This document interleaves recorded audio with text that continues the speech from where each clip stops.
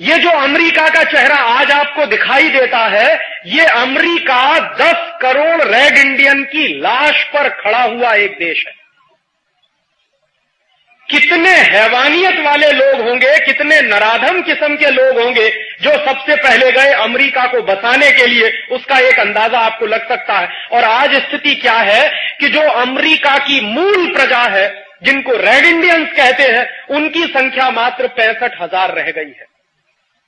10 करोड़ लोगों को मौत के घाट उतारने वाले लोग आज हमको सिखाते हैं कि हिंदुस्तान में ह्यूमन राइट्स की स्थिति बहुत खराब है।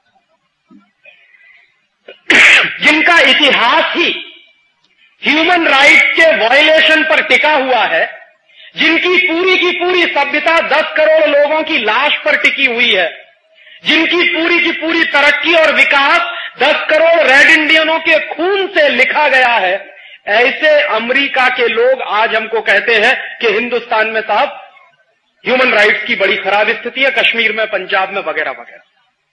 और जो काम मारने का, पीटने का, लोगों की हत्याएं करके सोना लूटने का, चांदी लूटने का काम कोलंबस और स्पेन के लोगों ने अमेरिका में किया, ठीक वही काम वास्को डिगामा ने 1498 में हिंदुस्तान में किया।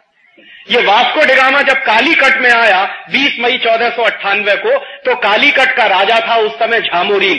तो झामोरीन के राज्य में जब ये पहुंचा वास्को डिगामा, तो उसने कहा तो मैं तो आपका मेहमान हूं।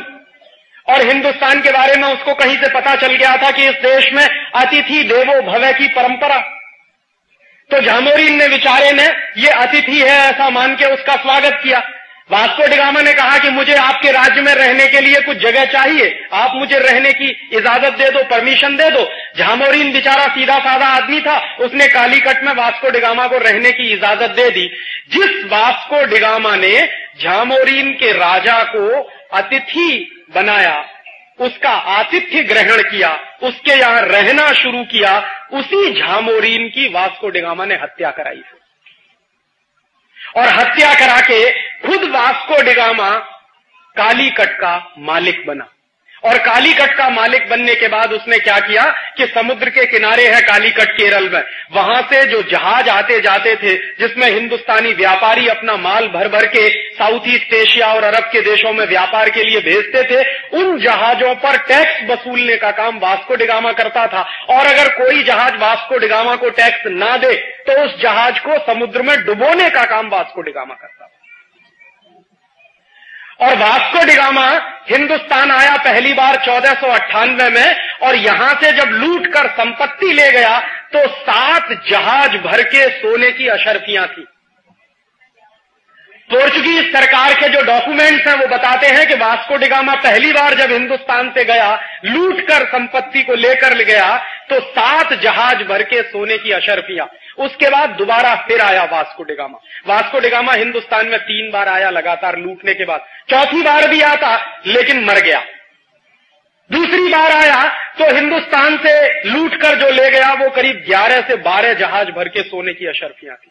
और तीसरी बार आया और हिंदुस्तान से जो लूट कर ले गया वो 21 से 22 जहाज भर के सोने की अशर्फियां थी। इतना सोना चांदी लूट कर जब वास्को डिगामा यहां से ले गया, तो पुर्तगाल के लोगों को पता चला कि हिंदुस्तान में तो बहुत संपत्ति है। और भारतवर्ष की संपत्ति के बारे में उन्होंने पहले भी कहीं पढ़ा था।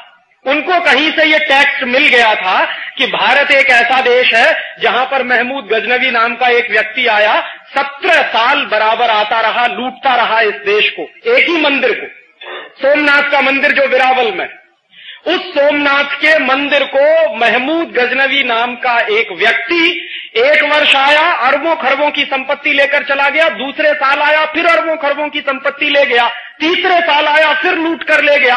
और 17 साल बराबर वो आता रहा और लूट कर ले जाता रहा। तो वो टैक्स भी उनको मिल गए थे कि एक एक मंदिर में इतनी संपत्ति, इतनी पूंजी है, इतना पैसा है भारतवर्ष में, तो चलो इस देश को लूटा जाए। और उस जमाने में एक जानकारी और दे दूं, ये यूरोप वाले और अमेरिका वाले जितना अपने आप को विकसित कहें, सच्चाई ये है कि 14वीं और 15वीं शताब्दी में दुनिया में सबसे ज्यादा गरीबी यूरोप के देशों में थी। खाने पीने को भी कुछ होता नहीं था। प्रकृति ने उनको हमारी तरह कुछ भी नहीं दिया, ना उनके पास नेचुरल रिसोर्सेज हैं जितने हमारे पास हैं, न मौसम बहुत अच्छा है, न खेती बहुत अच्छी होती थी, और उद्योगों का तो प्रश्न ही नहीं उठता। 13वीं और 14वीं शताब्दी में तो यूरोप में कोई उद्योग नहीं होता था। तो उन लोगों का मूलतः जीविका का जो साधन था वो लुटेरेपन के काम से जीविका चलाते थे, चोरी करते थे, डकैती डालते थे, लूट डालते थे। ये मूल काम करने वाले यूरोप के लोग थे। तो उनको पता लगा कि हिंदुस्तान और भारतवर्ष में इतनी संपत्ति है, तो चलो उस देश को लूटा जाए। और वास्को डी गामा ने आकर हिंदुस्तान में लूट का एक नया इतिहास शुरू किया। उसके पहले भी लूट चली हमारी, महमूद गजनवी जैसे लोग हमको लूटते रहे, लेकिन वास्को डी गामा ने आकर लूट को जिस तरह से केंद्रित किया और ऑर्गेनाइज किया, वो समझने की जरूरत है। उसके पीछे पीछे क्या हुआ? पुर्तगाली लोग आए, उन्होंने 70-80 वर्षों तक इस देश को खूब जमकर लूटा। पुर्तगाली चले गए इस देश को लूटने के बाद, फिर उसके पीछे फ्रांसीसी आए, उन्होंने इस देश को खूब जमकर लूटा, 70-80 वर्ष उन्होंने भी लूटा। उसके बाद डच आ गए, हॉलैंड वाले, उन्होंने इस देश को लूटा। और उसके बाद फिर अंग्रेज आ गए हिंदुस्तान में, लूटने के लिए ही नहीं बल्कि इस देश पर राज्य भी करने के लिए। पुर्तगाली आए लूटने के लिए, फ्रांसीसी आए लूटने के लिए, डच आए लूटने के लिए, और फिर पीछे से अंग्रेज चले आए लूटने के लिए। अंग्रेजों ने लूट का तरीका बदल दिया। ये अंग्रेजों से पहले जो लोग लूटने के लिए आए वो आर्मी लेके आए थे, बंदूक लेके आए थे, तलवार लेके आए थे और जबरदस्ती लूटते थे। अंग्रेजों ने क्या किया कि लूट का सिलसिला बदल दिया और उन्होंने अपनी कंपनी बनाई, उसका नाम ईस्ट इंडिया रखा। ईस्ट इंडिया कंपनी को लेकर सबसे पहले सूरत में आए, इसी गुजरात में। यह बहुत बड़ा दुर्भाग्य है इस देश का कि जब जब इस देश की लूट हुई है गुजरात के रास्ते हुई। जितने लोग इस देश को लूटने के लिए आए बाहर से, वो गुजरात के रास्ते घुसे इस देश में। इसको समझिए क्यों? क्योंकि गुजरात में संपत्ति बहुत थी और आज भी है। तो अंग्रेजों को लगा कि सबसे पहले लूटने के लिए चलो सूरत में, पूरे हिंदुस्तान में कहीं नहीं गए, सबसे पहले सूरत में आए और सूरत में आके ईस्ट इंडिया कंपनी के लिए कोठी बनानी है, ऐसा वहां के नवाब के सामने उन्होंने फरमान रखा। बेचारा नवाब सीधा साधा था, उसने अंग्रेजी ईस्ट इंडिया कंपनी को कोठी बनाने के लिए जमीन दे दी। कभी आप जाइए सूरत में, वो कोठी आज भी खड़ी हुई है, उसका नाम है कूपर विला। एक अंग्रेज था, उसका नाम था जेम्स कूपर। 6 अधिकारी आए थे सबसे पहले ईस्ट इंडिया कंपनी के, उनमें से एक अधिकारी था जेम्स कूपर। तो जेम्स कूपर ने अपने नाम पर उस कोठी का नाम रख दिया कूपर विला। वो ईस्ट इंडिया कंपनी की सबसे पहली कोठी बनी सूरत में।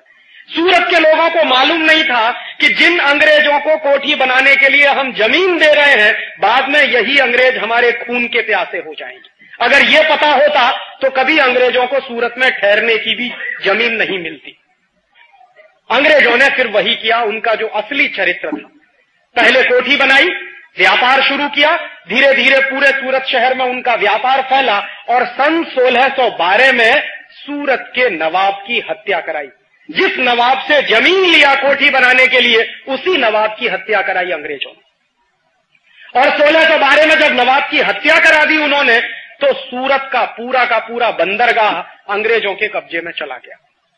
और अंग्रेजों ने जो काम सूरत में किया था 1612 में, वही काम कलकत्ता में किया, वही काम मद्रास में किया, वही काम दिल्ली में किया, वही काम आगरा में किया, वही काम लखनऊ में किया। माने जहां भी अंग्रेज जाते थे अपनी कोठी बनाने के लिए ईस्ट इंडिया कंपनी को लेके, उस हर शहर पर अंग्रेजों का कब्जा होता था और ईस्ट इंडिया कंपनी का झंडा फहराया जाता था।